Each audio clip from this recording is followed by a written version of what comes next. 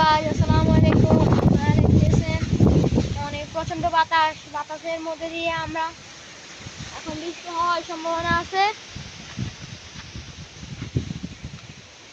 এখন বৈশাখ মাসে এত বৃষ্টি, ঝড় তুফান, দেখুন কি পরিমাণ বাতাস।